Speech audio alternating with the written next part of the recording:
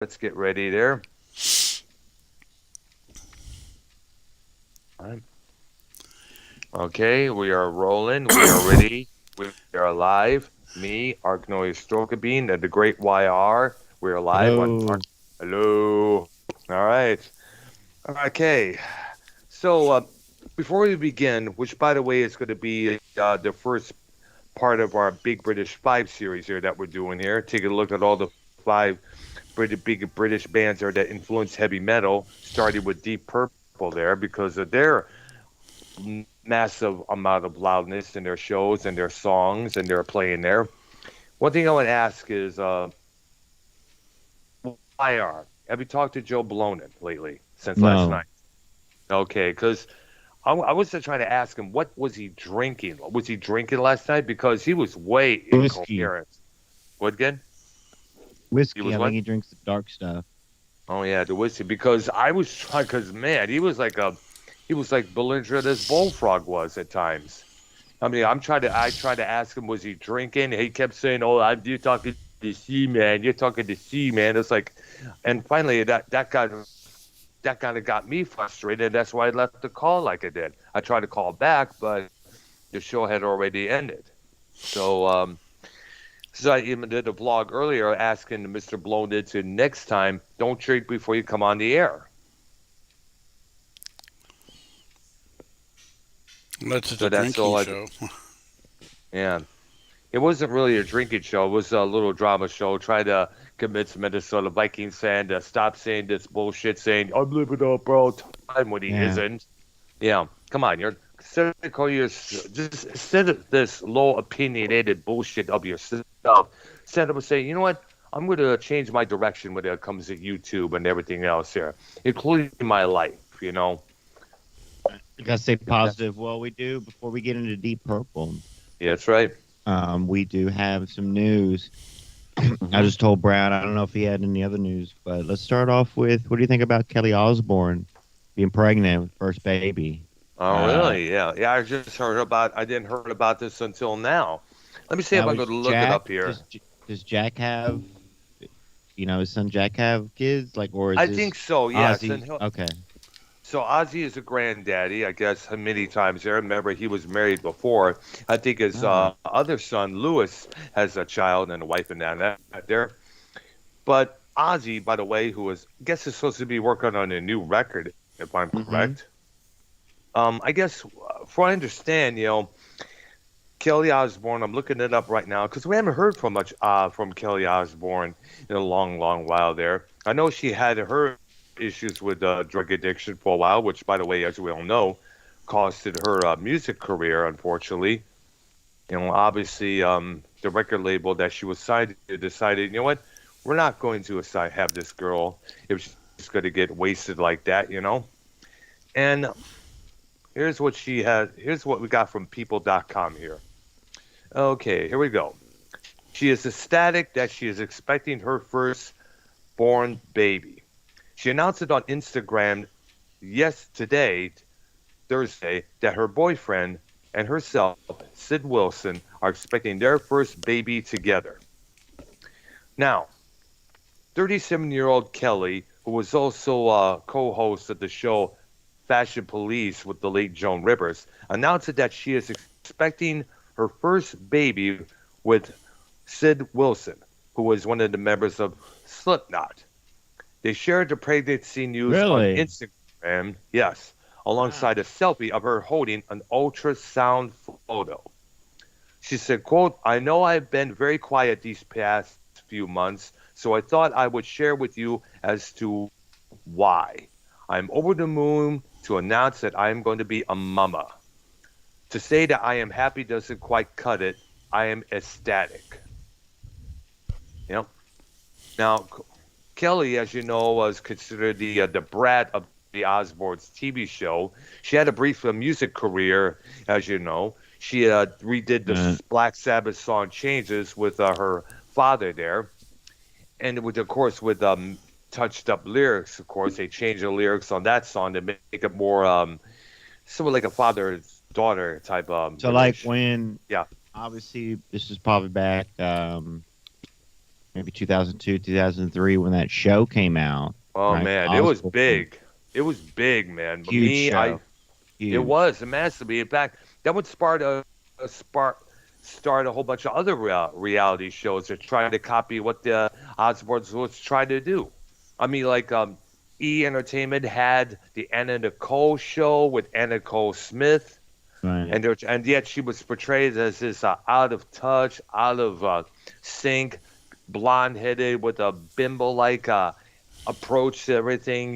She often acted like she was out of it. If you ever watched any episodes of that show, there, of course, it also inspired a reality show on Lorenzo Lamas, the actor, looking spotlight into how crazy that family is. They even had a family on the Carter family. Nick Carter from the Backstreet Boys and his little brother Aaron Carter, who now looks like a gangster thug. Unfortunately, now he's got even some tats on his face there. Yeah, it's Why I have no fucking know why.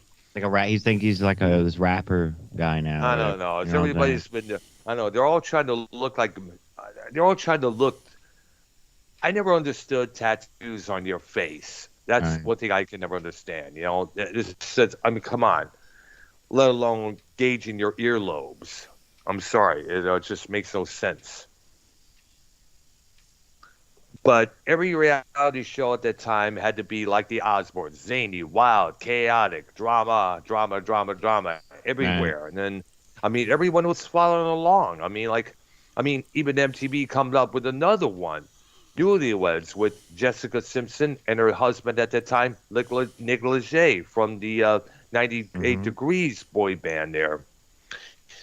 So, obviously, congratulations to Kelly Osbourne and Sid Wilson on the announcement of their firstborn, which will be here in 9 months, as you all know.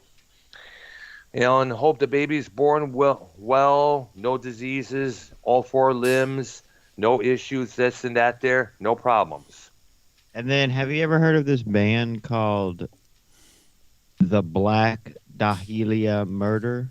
Yes, I have, and I heard about it. Their lead singer died, I understand, Dive there into at that a little age bit. I have 41. no idea what kind of band is it. Like a heavy metal band? Is it newer? It's a newer I think it is. 2000s I band, think or it's more of a 2000 band there. I have heard the name many times in the past. I have yet to even hear any of their material there, but I imagine it'll be something like in the vein of Slipknot or kind of Slipknot or Slipknot meets Cannibal Corpse or something like that. But the way the logo is, the fonts they use in their logo kind of details what kind of hardcore heavy metal band that they are, basically. all But right? their singer, whose name escapes me, passed away, I guess, today at the age of 41 for some unknown reason there. Rest in peace to him. A lot of people are suicide. Like even y'all remember Ark? You remember that country western group, the Judds? Yeah. Yeah, The Naomi mother, the Judd, mother, she yeah, came out that she committed suicide. She shot herself. So it was a mental illness and and all I, that. So I uh, guess it was also, I understand was she going through dementia, Alzheimer's, or yeah, was all it kind other mental? yeah, it was like a mental illness, and they came out. Yeah, she shot herself. So a lot of people, you know what I'm saying? It's not good, man. Sad, but It um, seems so heartbreaking because Naomi and Winona, they were like one of the most successful mother-daughter duos in the world of country music. My yeah, sister used to talk. My sister used to praise them for looking so good. You couldn't even tell which one's the mother or the daughter. well, You know. a lot of deaths. Even Mickey Gilley passed away. Yeah, I heard about that as well. He was So the guy. He was the guy who ran that place, Gillies. I guess where is it? Here in Texas, yes, somewhere. If I'm correct. Pasadena. Yeah. In fact, I believe that's wasn't that the place that location used in the Urban Cowboy movie making Yes, back in 1980 with John yes, Travolta. yeah. Yeah, that place is iconic. So no doubt there's going to be a lot of tributes coming going into that place. People will be around that venue with the candles in his honor there because he was like one of the OGs of the country music world there. Yeah, I Yeah, a believe that's couple in of Fort deaths Worth. there. What? Hmm. Gillies.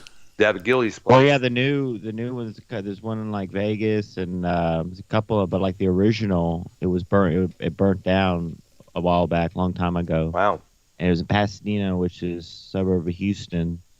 Kind Mm. of like on your way, where the oil refineries are. Because when you watch the movie, that's when this is a job he works at John Travolta. He's like a hand at one of the oil refineries there.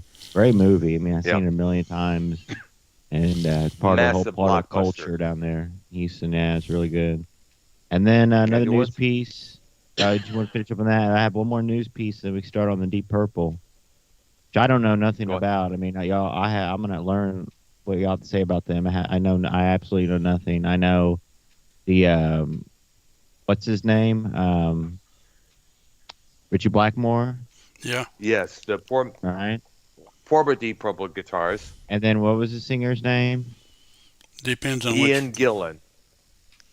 Ian Gillan's the main frontman that Deep Purple we know and love, next to David Coverdale. But it was Gillan and Blackmore that the ones that usually have the most fights in the Mark II lineup there. We're gonna dive into that. It's our last piece of the news. You remember that group Candlebox? Yes, I Um, do. Yeah, Yeah, Kevin Martin. Ever heard of him? yeah, he was the singer for that band. He's gonna call it quits after the third. They're gonna do this 30-year anniversary tour thing, and he's gonna retire after that. I see there. Um, Another one of those Well, I 90 was bands. Yeah, I was there's some of that. They're of course from Seattle as well, but they waited a couple of years to make it onto the scene there. Didn't want to get in mixed with the Seattle craze during that time or during the Mhm. 91, 92 periods there. I wasn't a big fan of their music. I thought some of their stuff was kind of like kind of wishy-washy there, when And you they think had that about it. one It's more like, song. well, They had that one song they played far on the radio, behind. "Far Behind." Yeah, they played it on the radio a lot, a lot. Yeah. Which, by the way, Uh, is written about a friend of his who passed away, who died from drug use there. And we don't forget the song "You," which came out before that song, before "Far Behind," which was Kevin Martin himself detained "Fuck you to the drugs, fuck you to the dealers," fuck drugs in general. right. Basically, he was going through some drug addiction issues at that time as well. There, and he detailed that in that song. And so, but unfortunately, like I said, I wasn't big on Candlebox. In fact, at that time, I was really getting into the underground stuff, like the bands I'd often mentioned in our vocals list and other lists there, like Sisters of Mercy. I was still into Black Sabbath, Priest. I would listen Right. to Unleash in the East a couple times. Was headed down from my home to City Club one night after I got home, changed and went down on the weekends there. Blah blah blah. And it was like I was getting into other acts like Scorn, a project called Techno Animal. I was into the deep underground stuff Yeah. like Merzbow, Godflesh, in the industrial, the dark stuff there. Bands they would play at the City Club like Funker Volt, um, 16 Volt, which was a trio of a guitar player, singer, bass player, and a drum machine. Alien Sex Fiend. We were into the more darker goth stuff at that time Ah. there. Yeah, Well, I yeah, think it's absolutely. time. We've heard of the gray zone and everything, but I think it's time we dip into the color Deep purple. Purple. Deep purple, Yeah, ladies that's and right. The Purple gentlemen. Zone. That's right. Deep Purple. Still together after all these years. Of course, the lineup now is, of course, drummer Ian Pace, guitarist Steve Morse, Roger Glover on bass, Don Airy on keyboards there, and of course Ian Gillan on vocals. You know, they're still, I guess they're releasing a new record. I don't know when or where they're at. I guess they're going to do some shows. They're still touring. Of course, the Mark II lineup, which is, of course, Pace, Gillan, Glover, John Lord, Richie Blackmore. Yeah, any of the chance of that lineup coming back won't happen anytime soon because John Lord passed away, I guess, a couple of years back. I think it was 10 years ago since his passing, if I'm correct. And two, as we mentioned, Gillan and Blackmore, they had humongous fights Mm-hmm. within that lineup there. In fact, I remember one of the members, I think I forgot it was, everyone's been going good, everyone's getting along, except for, of course, Gillen and Blackmore. Those two used to fight vigorously throughout that group there. And finally, it got to the point where I guess Blackmore decided he wrote a letter to the management saying, I'm quitting the band. I can't handle this no more. And basically wants nothing to do with Deep Purple ever again. Now, Blackmore later on had put together Blackmore's Night with Candace Knight, his significant other. They released a lot of Renaissance-type music like Shadow of the Moon, Under a Violet Moon, a Christmas album, and a couple others there. They still perform at Renaissance festivals here and there. I was hoping maybe they'll probably perform at the next one, Renaissance Festival, when me and my sister and nephew and his friends go, if that's possible this year there. But, of course, and by the way, I shall mention that a couple occasions he's brought back his post-Purple band, Rainbow, to do some shows here and there. Of course, it's a different lineup. It's Richie Blackmore's Rainbow. Keep in mind, Ronnie James Dio, the original frontman, he's no longer here. Cozy Powell with the drummers, he's no longer here. And a couple other members have moved on to other things in life there. I don't know where keyboardist Tony Carey has been. He was involved in that group in its early carnations. He later would leave and put together his solo career and Planet P project. You remember the song Why Me back in 1982 when the Planet P album came out that year. Yes. And of course, Blackmore's doing his own thing there. He don't want stuff to do with Deep Purple, period, altogether there. In fact, when they were inducted to the Rock and Roll Hall of Fame, Deep Purple had to show up as the lineup that they're currently in. As I mentioned, no Blackmore in sight, period. So, But let's Purple, start. as started. Go ahead there. I was going to say, but let's start with Mark 1, Yeah. which was All right. basically Blackmore, Pace, Lord, Hmm. Nick Semper, and Rod Evans, I believe. Yeah, Rod Evans. I believe Rod Evans was the singer and Nick Simpler was the bassist, if I'm correct, if I I remember. think that's Because correct, yeah. And yeah, because we did a show on them many months back, last year, they released 3 albums on the Tetragrammaton label. which was co-owned by Bill Cosby and his management. Right. Which, personally, I liked the 3 albums. Yeah.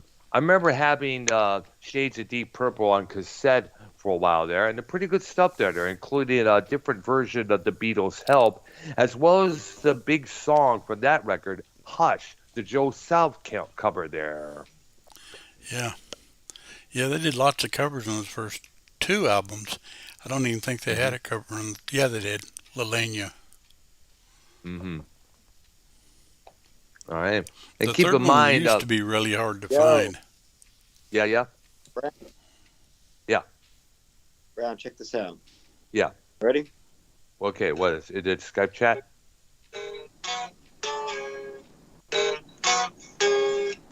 I've heard No, that I'm song. saying Oh, we know that song like the back of our hand. Smoke on the that's like water. usually the first song every guitar player learns. Right? Absolutely, there. Great, easy song to learn.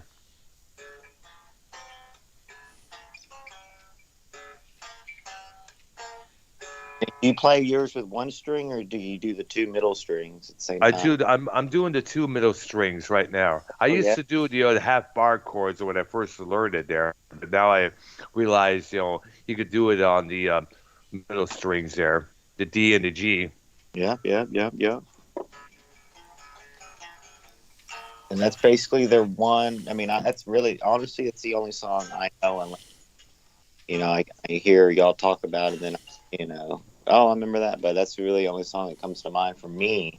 Oh, there's a lot more others. There's a Perfect Strangers from 1984 when the Mark II lineup got back together. Highway Star, Space Trucking, Fireball, No, No, No, Woman from Tokyo, all these other songs there. Right. Speed King, Child in Time, Flight of the Rat, great songs they have done. I had one of their, I remember getting Machine Head, their main album for Christmas years back there. Pictures of Home was one of my favorites from that record. We cannot forget Lazy as well, a real good blues jam there. And we also cannot forget, I think was it called? Oh yeah, Never Before. Was about a guy missing his girlfriend so terribly that he feels physically sick there. And of course, we cannot forget Highway Star. When anyone who likes to speed down the freeway will be blasting that song, no doubt. I guess it's probably best to make a video with all the car chases, police chases on the freeways there to go along with it there. But of course, back to what Ark was saying. Yeah, the second album, Book of Taliesin, was actually pretty good too. It was almost a concept album, if you really piece it together. Oh, It I had gotta check that out. it had at least, well, the whole album was good to me, but Listen, Learn, Read On started it. And they did a cover of River Deep, Mountain High on that album. That's about 10 minutes long. It was pretty good. Ah, Did two other songs called Shield and Anthem that were both excellent. I was wondering who originally did River Deep, Mountain High, because I remember there was a version by Ike and Tina Turner that someone that I was dating, she was looking for that song endlessly. Yeah, and Eric Burden and the Animals covered it too.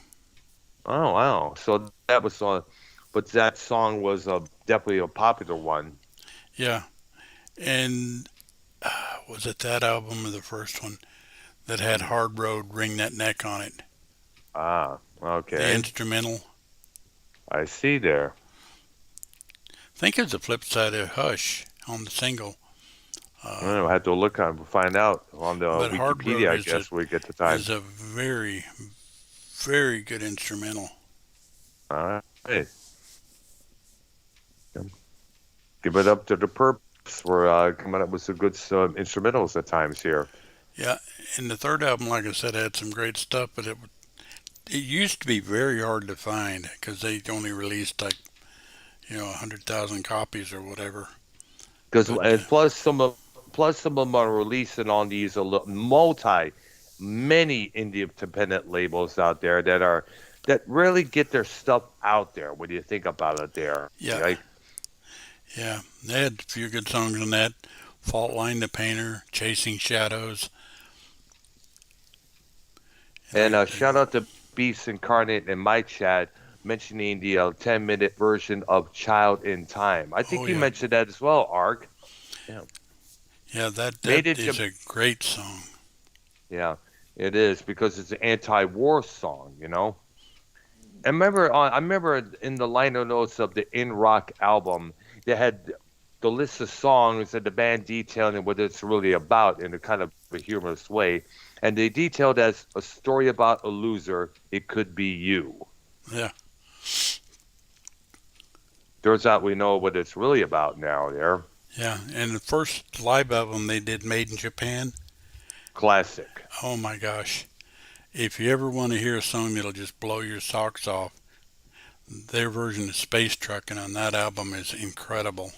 Oh yeah, that's one of the top live albums next to Unleashing the East, Live After Death, Frampton Comes Alive, and also Kiss Alive as well.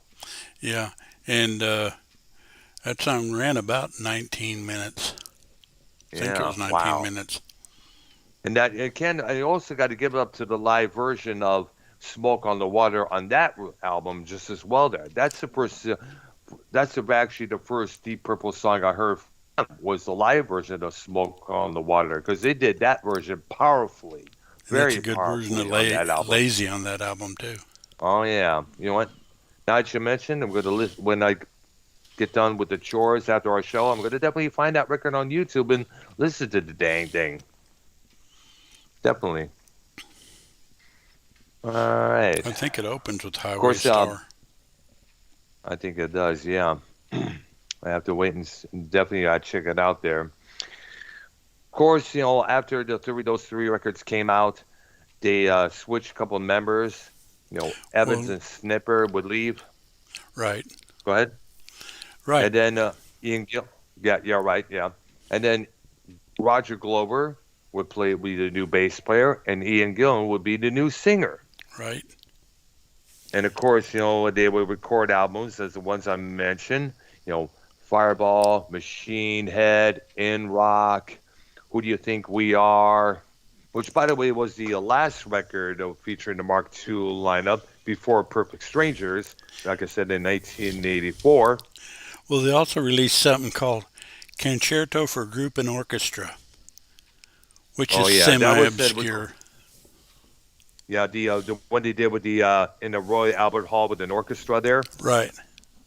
I had that record as well, and I was told it was one of the worst Deep Purple records ever. There, a lot of people would kind of criticize it.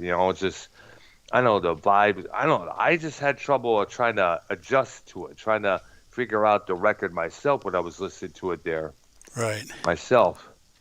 And a lot of people saying, that just wasn't. People were saying it was just basically was John Lord's idea, and whether it was successful back then or not, is anyone's guess. But Well, it I was used to have the vinyl. weird.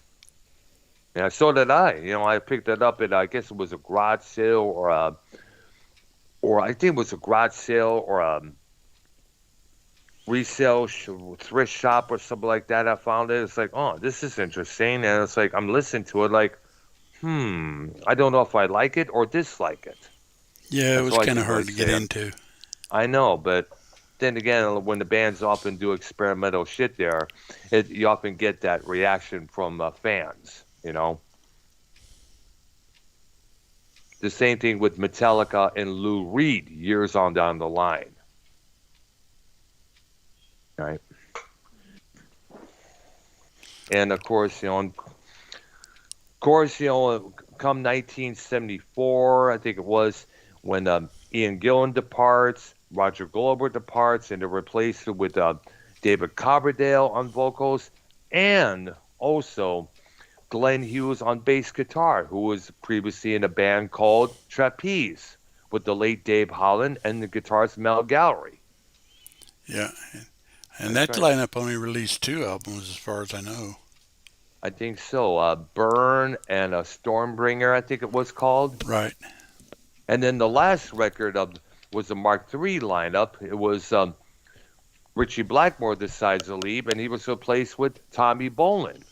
Yep. That album, Come Taste the Band, came out in 1976. Whether it sold well or not, we don't know. But after that, the band folded for good. Of course, a couple of members would decide to form a band called White Snake. Well, actually, White Snake this was actually Coverdale's, idea. I guess later on, John Lord and Ian Pace would become members themselves of that group. Blackmore had his Rainbow going on. Gillan had the band Gillan happening soon afterwards, featuring, I guess, one of the guitar players who's currently with Iron Maiden right now, Yannick Gears, I think it was. And of course, Roger Glover, don't know what he got, other music project he got into, but he did some producing of various bands. One of them, Judas Priest, Sin After Sin, from 1977. And the great production he did on that album, I should say there. Wow. Yeah, he produced that album there. He also released a solo record prior to the Perfect Strangers album that was titled Mask. I remember hearing the title cut from it on MTV around that time there, and it was said it was not really a rock and roll album. When come to think of it, I should probably find it on YouTube if it exists there and listen to that song again and other tracks from that record.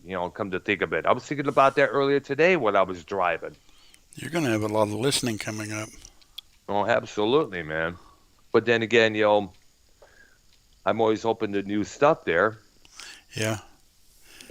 All right. Then after they were apart for a while, the Mark II lineup got together again. Yep, a year after Ian Gillan's short stint with Black Sabbath. Remember the album Born Again? I gave so much high praise to. Badass metal album, in my opinion. There, did it. I saw them at the Cobo Arena with two neighbors of mine and my sister's then at the time boyfriend. You know, I wanted to stay for the whole encore. I was enjoying it so much because it's Black Sabbath, but everyone wanted to leave early to avoid the traffic rush, Yeah. which now at that time I was pissed off about. I didn't want to leave, but now I realize probably they were right because traffic buildup after a concert or an event is an absolute motherfucking bitch to deal with. Gosh, I cannot tell you how many times we had to go through traffic whenever the Detroit Red Wings won a game, Detroit Pistons won a game, or the Detroit Tigers won the World Series there. Gosh, whether you win the NBA, world title, whichever it was, traffic would be nonstop, packed to the gills, and that would happen at after concerts just as well there. Wow. So,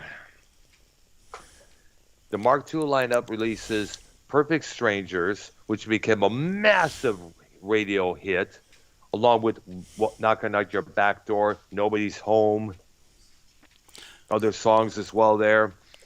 They followed it up with The House of Blue Light, which came out in 1986.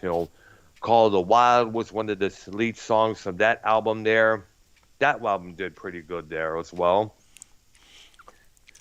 Then they released an album titled Nobody's Perfect, which is a live album with their version of Hush because previously they did not perform that song Right. for obvious reasons. It wasn't that lineup.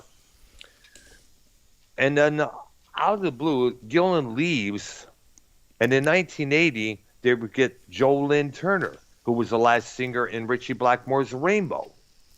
They released Slaves and Masters, and the song, I forgot the title of this hit single, and they did a tour as always there, blah, blah, blah. Then in 1994, Gillan returns again. The Mark II lineup is back in fold for the third time. They released The Battle Rages On. This was on the label called Giant Records that was distributed by Warner Brothers. I heard the title cut for that album, which was pretty good there on the old Z-Rock. Remember Z-Rock, YR? YR? No. Oh, man. Oh, you missed out, man. It was based out of Dallas, Texas. They would have broadcast stuff all over selected affiliates across the U.S. Detroit was one of them. Oh, radio program? Radio program, radio station. Yes, it was a whole radio station based out of Dallas, Texas, and they would have affiliates all over across the nation there, Detroit included. Every Thursday at the Ritz and Roseville was Z-Rock Night. I remember one of the MCs. His name was Steve Black. Shout out to him. He now works at a other radio station up there in D-Town. There, he's still there to this day. And of course, other guy named Scott Randall. He was to be on Z-Rock this as well. Now he's part of that other station with Steve Black as well. There, shout out to Screaming Scott as well. Okay, so then Blackmore decides to leave after it was one final argument with Ian Gillan. They get Steve Morse, who used to play with the Dixie Dregs and did a short stint as the lead guitarist for Kansas. Then they decide to release more albums on the independent labels like CMC International, like Now What, Purple something there. I forgot the one Perpendicular. title. Perpendicular. That's right. Perpendicular. And there's absolutely there. And I guess their last studio release was a covers album titled Turning to Crime, which featured covers, I guess, it was a covers album, basically, there. It was their cover album. I guess a lot of times the artists will have to put out cover albums, like, I know Metallica had theirs, Garage Incorporated. Ozzy Osbourne had an EP called Undercover there. A band called Trickster had their covers album. And that was the thing at that time there. So Purple finally got under craze years later on down the line. All right. Now, Gillan was considered, as you know, leather lungs a lot of time by the press because of the way he would shriek his vocals. And some say he may have been an inspiration for Rob Halford's shrieking on those Judas Priest records. And of course, Blackmore's guitar skill.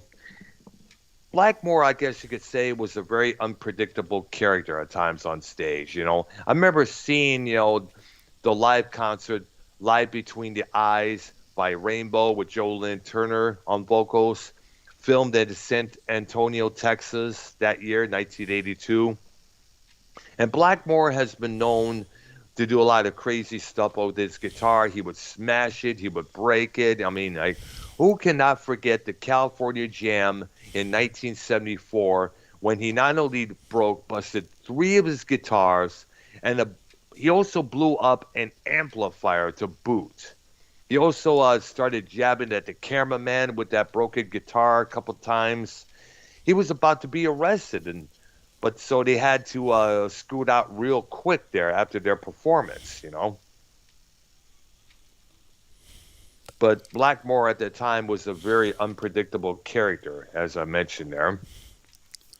Well, I just looked up that covers album just to see what was on it. Yeah.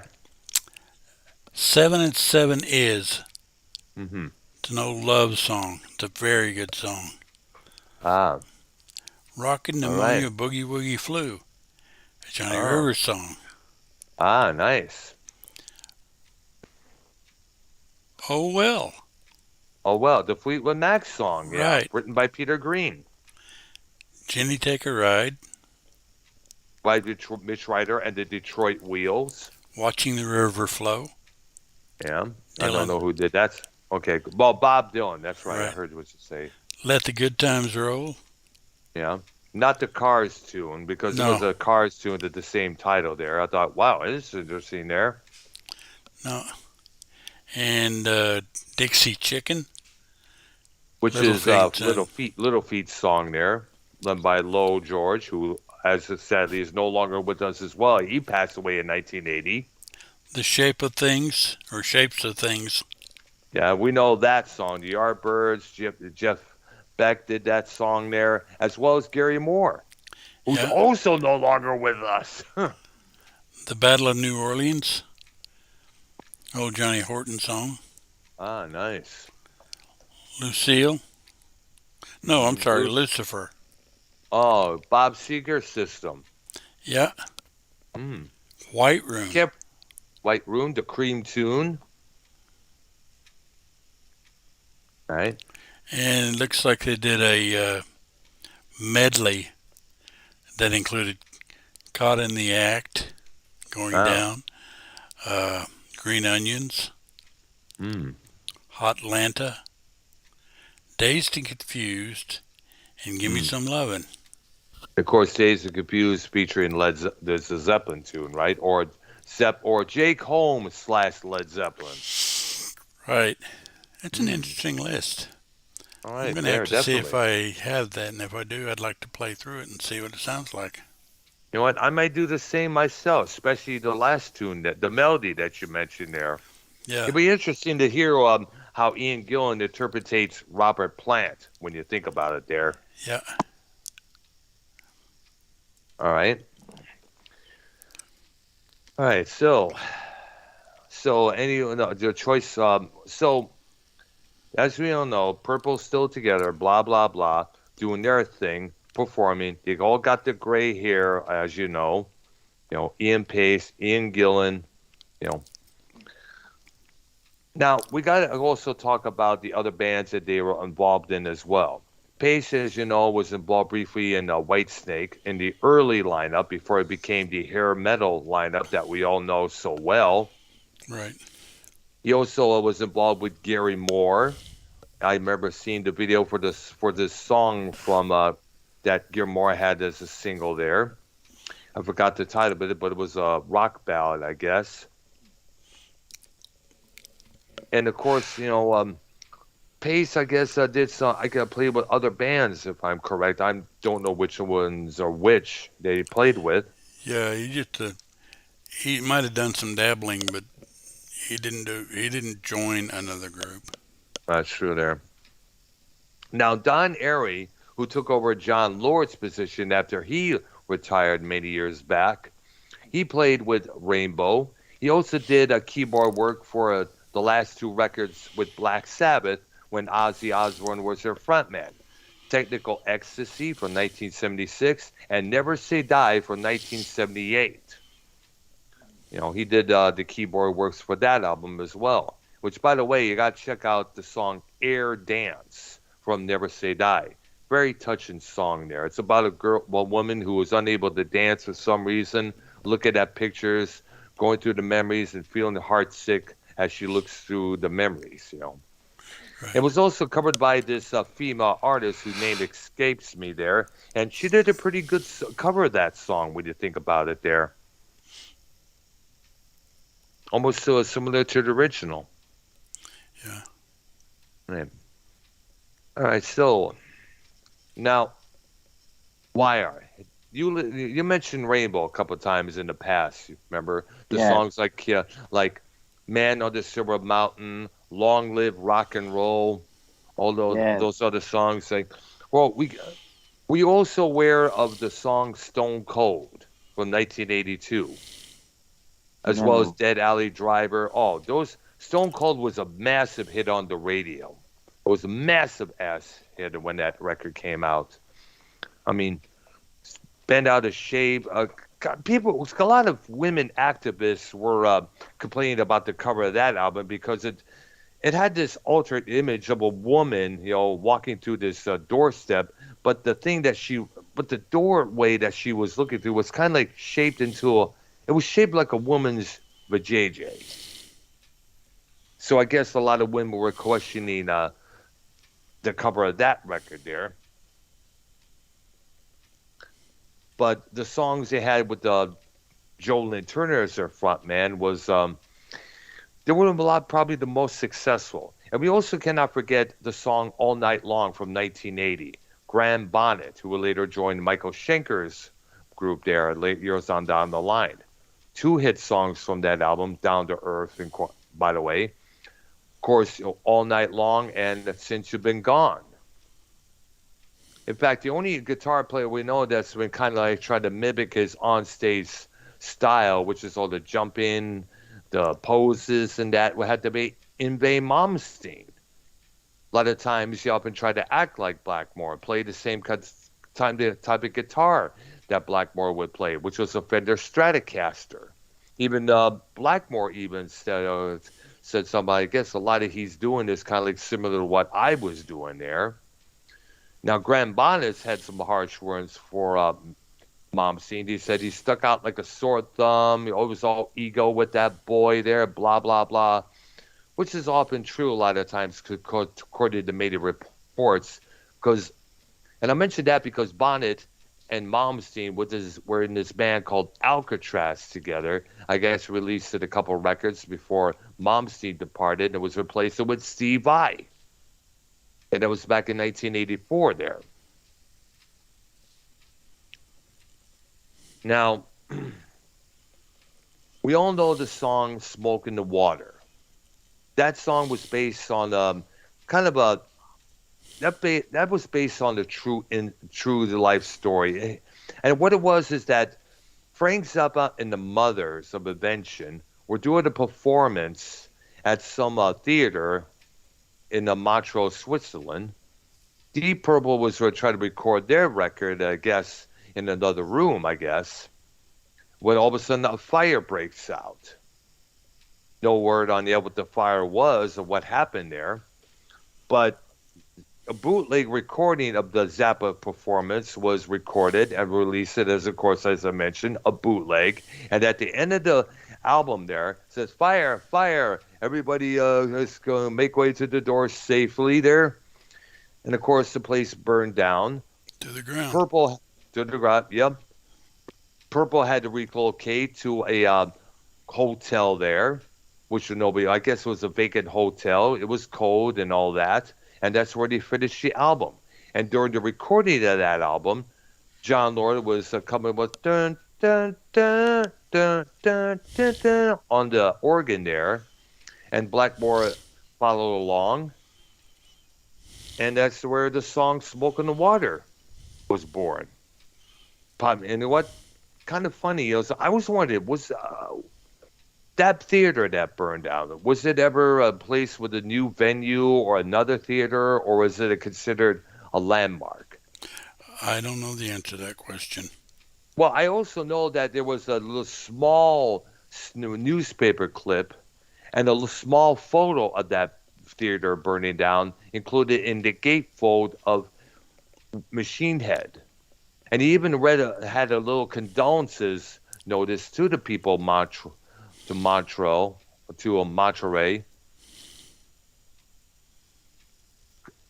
expressing sympathy for their for the loss of that place there. I guess at that time it was like a shock to the press there. It was kind of like it may or may have been their 9/11 in 1972 or 1.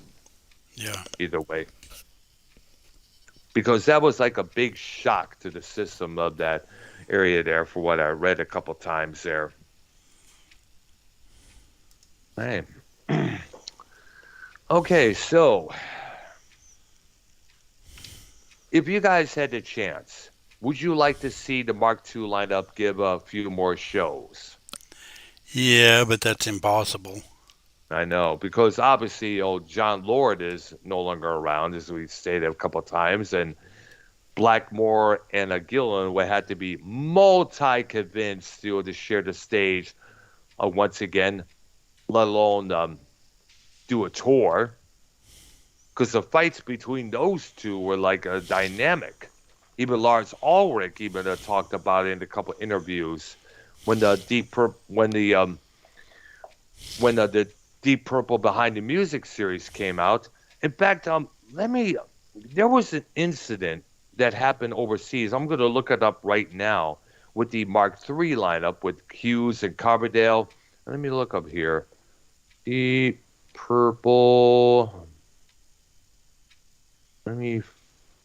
Purple Korea incident. Okay, let me see if it was in. Oh, here, what's See going if on something here? comes up. All right, there. Smoke in the water. Okay, let's see here. Okay, I'm looking for it because there was a murder that took place overseas in this Thailand. I think it may have been Hot Thailand or something like that. I'm trying to blah, blah, blah. Let's see here. Blah, blah, blah. Let's give me a couple of minutes here. I'm going to report on that because that was definitely. Let's see here. Bangkok. It may have been Bangkok there.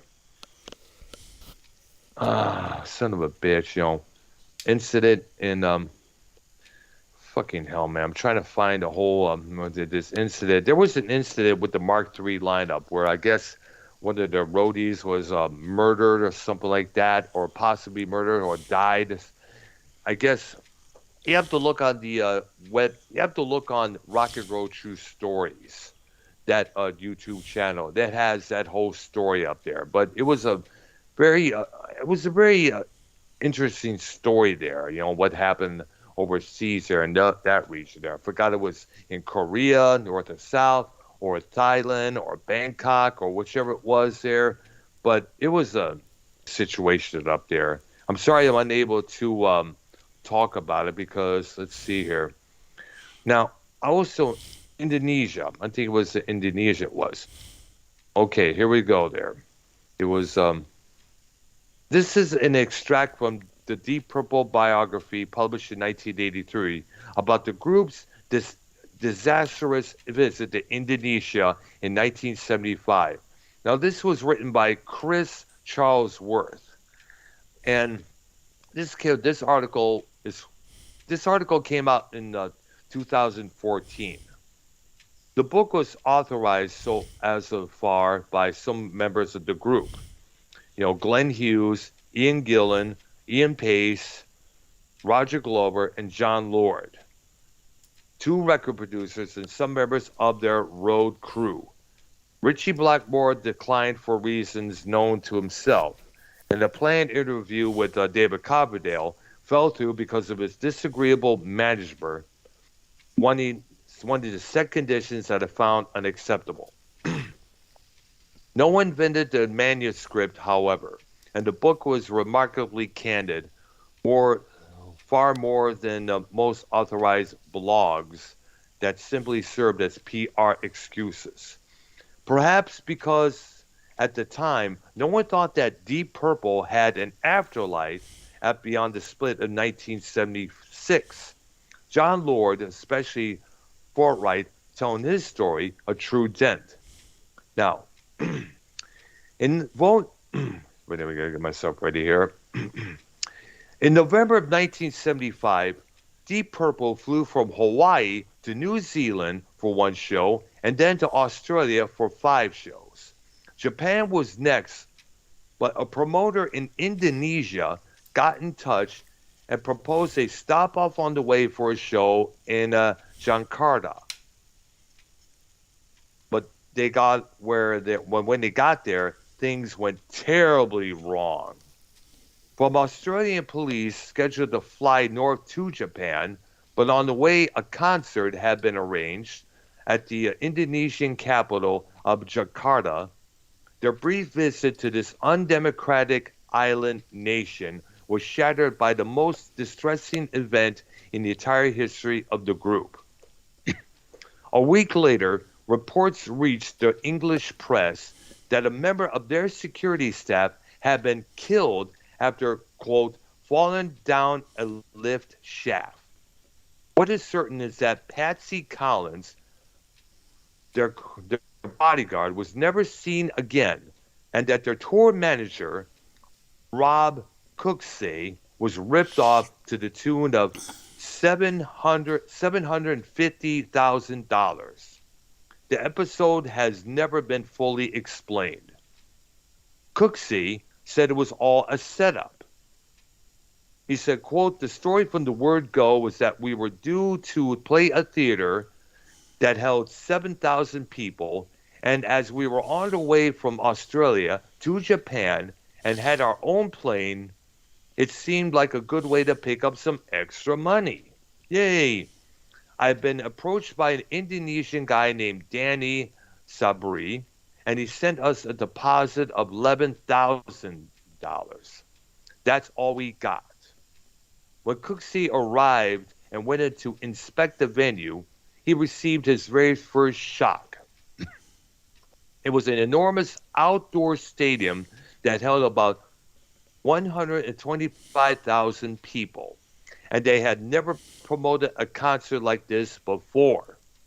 The stage was made from orange boxes, and the security was the army, the Indonesian army, who were in total control and in league with the promoters. Quote, I initially told Sabri that we're not going to play for the price agreed, and I wanted to call the whole thing off, but he insisted that we renegotiate. They also planned a second show the following night, which we knew nothing about until we got there. The first concert was performed over 1,000 people in a state of some... What up? Is that on video or is that on a live album or recorded or anything? Not that I know of, but it's mostly it's in one of the books on what was going on here. Now, as I said, the first concert was performed before 1,000 people in a state of some apprehension, and Cooksey realized that, taking into account the ticket price and calculating Deep Purple's concert fee as the same basis as their American concerts. The group's gross for the 2 shows ought to have been in the region of $750,000. He demanded a meeting with the promoters at Purple's Hotel after the show. Cooksey said, quote, "It started off quite pleasantly and then developed into an argument. Then they left me alone. Very soon after that, there was an incident on one of the floors, and Patsy was killed after falling 6 floors down a lift shaft. He fell through these central heating and pipes and water ducts right through into the basement, but it didn't kill him instantly. He crawled out, got into a minibus outside the hotel, and just murmured, 'Hospital, hospital,' and died shortly after that." Cooksey was woken up at 4 a.m. and with Glenn Hughes, the bassist, and the second bodyguard, known as Paddy the Plank, was taken to the police station and formally charged with being implicated in Collins's murder. Now, Cooksey said, quote, "In my opinion, it was a setup to get me out of the way. The band had to play again that night, and it was quite literally taken from the hotel at gunpoint and pushed onto the stage. They let Glenn out to do the show, but he only played for about 20 minutes when the place went crazy. The crowds rioted, and the police set dogs on the crowd. Cooksey remained in jail overnight with Hughes and Paddy and was brought before a hearing the following morning. He said the judge looked like something like a General Amin type, either way. All metals everywhere. He had this big revolver which he kept playing with. He kept spinning the cylinder, putting bullets in it. He said in his opinion the whole thing had been a tragic accident, and all we had to do was go through the informality of having our passports photostated. The bottom line is that we were paid $2,000. We had to pay that amount to get our passports back. From the courthouse, the trio were taken to the airfield where the plane was waiting with the rest of the band and the crew on board. But their problems were not over yet. One of the wheels had a puncture, and the captain requested the use of a special jack and torque wrench, but we had to pay $10,000 to use it. Damn, how much? Damn, what the fuck is up? What a money-grubbing country this place is. Damn. Plus, he didn't have anyone there who knew how to work it. One of the roadies, Ozzy Hop, Boz Marshall, and myself, and the engineer from the plane ended up changing a wheel on the Boeing 707. Feelings were running so high at this point that there was a plot hatched to grab one of these officials little Indonesians, and throw him out somewhere over the ocean and our way to Japan. Unfortunately, I heard about it and scorched it. It was a horrendous experience. We lost Patsy. We should have made over $750,000, but in Indonesia, there is nothing you can do. When I was in prison, Ozzy Hop called our lawyer in Los Angeles, and he flew to Indonesia just after we left. He arranged a meeting with the promoter, but they chased him around the room with a machete. Damn. Let's not forget, most of check out the parliament meetings at. It's all fists. It's a fucking battle royal in those meetings there. I'm sure you ever saw the footage of all that bullshit going down in the past. Yeah. He landed in Tokyo not too long after we did and said, forget it. We just had to write it off. Now, Collins was a well-liked figure on the London music scene, an employee of the Artist Services Security Company, and a frequent visitor of the Speakeasy Club and other haunts of rock musicians. He had worked for several well-known acts, and with his usual partner, Fat Fred, had been featured in a hilarious article in Melody Maker, in which their exploits were graphically described by Roger Roy Hollingworth. Romantic stories that Patsy never died and for reasons best known himself, decided to co-con, I guess, concoct, and I forgot what it was, a story. They made up a story of an anonymous competent and disappear into the anonymity of the Australian outback are whispered even now. While his fondness for cold lager provides the flimsiest, my bad, of motives, no one at the Deep Purple camp seems to have actually seen the body. Thus, the matter must rest. Wow, man. Yeah, Damn. that's quite a story. It is quite a story. And what's really shocking about it is that somebody died. The band was like, this is probably the best reason not to play those kind of countries, I guess you say, if you're a touring band. Yep. That's a shock and a half there. Somebody dies. You're being coaxed to get on stage at gunpoint. You're paid little that you were originally promised. It's like, that was a big rip-off story to have, needless to say. And what I just said there was an understatement. Damn, dude. Wow. Amazing. I know. Now, I also want to look up the spaghetti incident between Ian, I guess it was between Ian Gillan. You okay, YR? That was me. Oh, okay, my bad. I thought it was YR at first, coughing. Is that a song as well, Spaghetti Incident, or no? No, that's the Guns N' Roses album. That was a covers album, by the way. There, it came out in 1980. Drew was there. talking about that. Drew just showing that one day. I was talking about Spaghetti Incident. Okay, there. All right. Pretty good album there. I remember hearing their version of Since I Don't Have You, which is pretty good there. Spaghetti. All right, there. I'm going to look that up right now. Spaghetti Incident. All right. All right. Let's see what we got here. Here it is. Ian Gillan's account of the notorious spaghetti incident between him and Richie Blackmore. Somewhere in the late 80s, and probably shortly before Ian Gillan's firing from the group. The relationship between Richie and I simmered and was strained. On one occasion, it cracked. I was in a room when Richie burst in, furious, a china dinner plate in one hand. On the plate was spaghetti, which somebody had smothered in ketchup.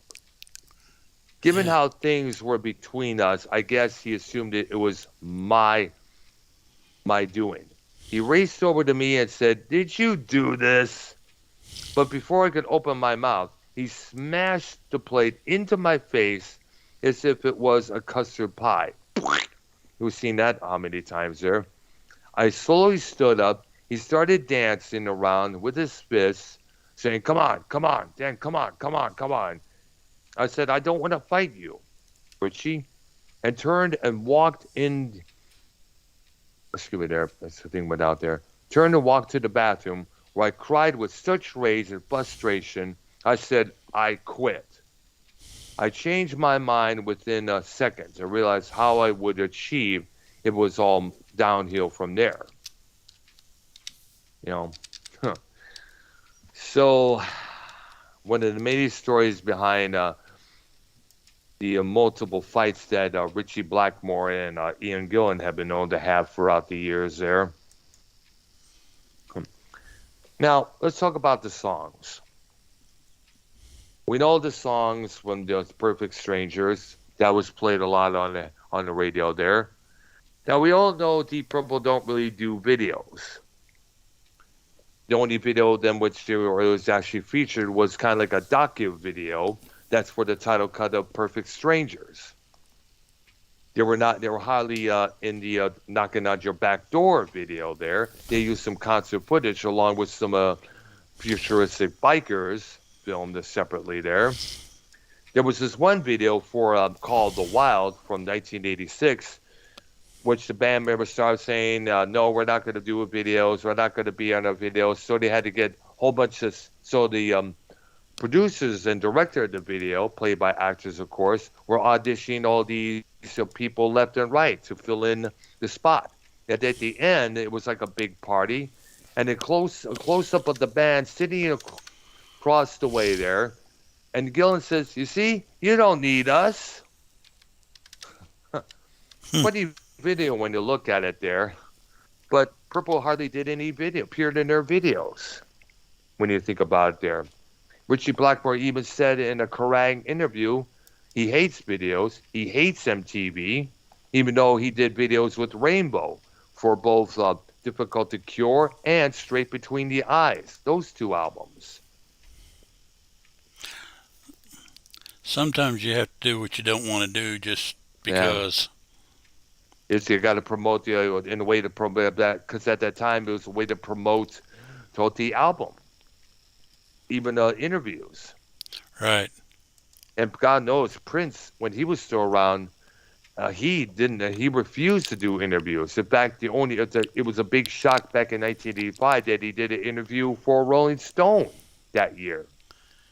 Right. Of course, years on down the line, it became the symbol instead of Prince. The artist formerly known as Prince. He would later start opening it up in various interviews. There was a one where he was interviewed by Chris Rock for the VH1 channel years ago. Right. Yeah. But, this is one of the requirements of being in a band, if you want to be successful, Hmm. All right. So,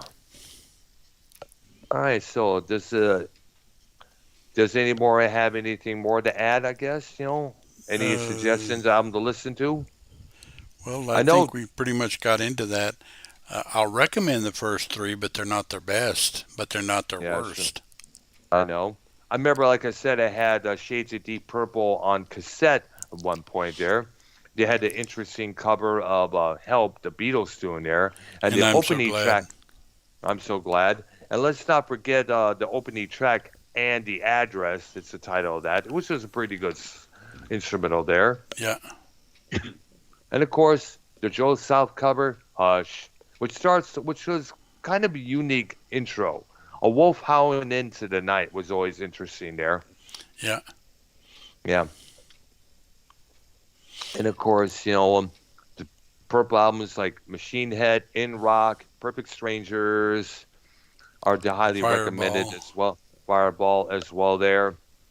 You know, And I I like guess Who Do We Think We Are? And Made that's right. Japan is fantastic. Yeah. And of course, the one they first debuted with Coverdale, Burn, is also recommended as That's well, a good one. including including the title cut there, which features both David Coverdale and Glenn Hughes on that track there.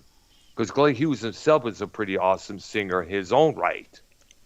Check out his vocal work on the Black Sabbath album Seventh Star from 1986. Yeah, and You there's an see what I'm talking interesting instrumental on that album called A200.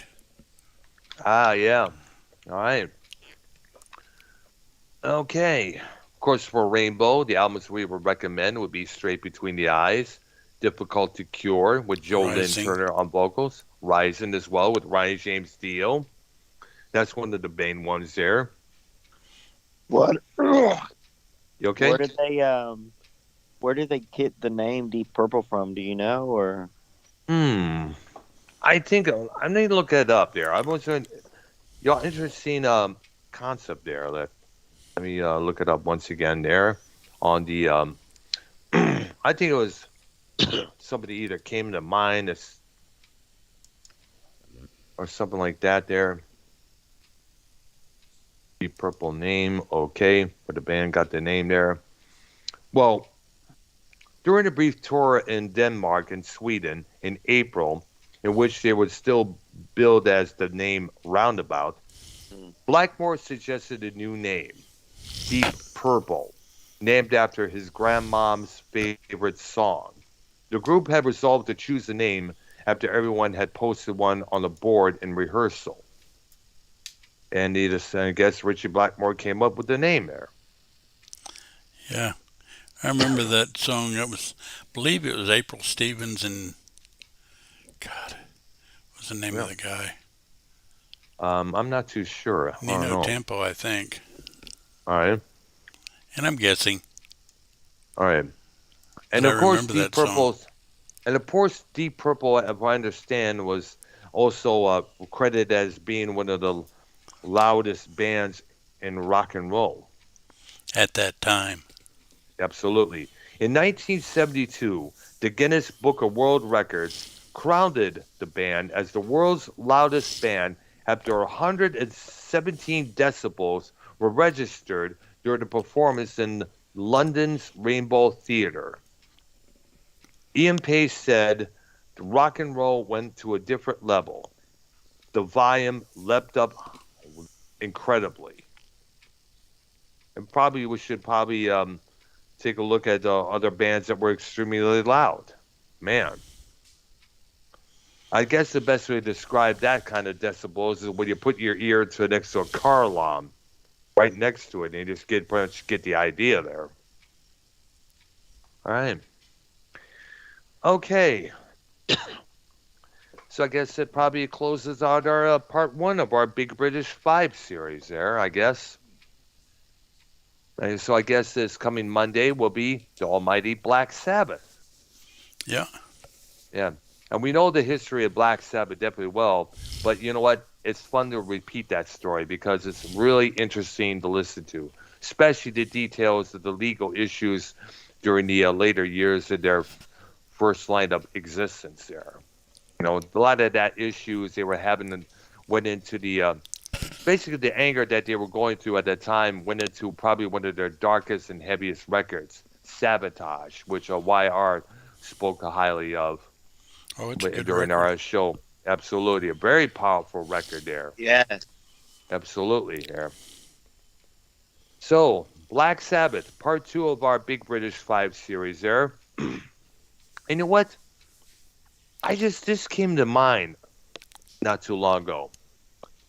I think we should probably include Led Zeppelin as the sixth band there. The Big British Six. How's that sound? All right. Fine with me. Zeppelin. Absolutely, because Zeppelin deserves a massive nod without a doubt because they were influential to heavy metal musicians all around, even though Page himself said he's not a big fan of it. Yeah.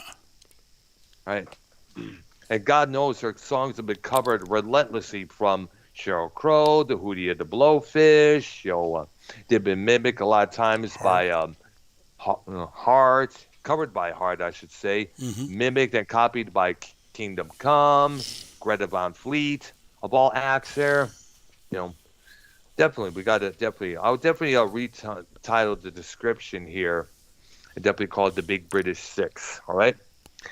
So, I guess that concludes our part one for today here. Right. All right, there, definitely for Shizzle. Okay, definitely. And so I'm going to get ready to do some grocery shopping, as always I do at this time there. Okay, so any shows coming up, YR, on your channel soon, or is that it for this week? I guess. For tonight. What's up? That's it. Later tonight. No, it's it for the night. No more shows. Okay, okay there. All right there. And one bit of advice, and I said this to Minnesota Vikings fan, you know,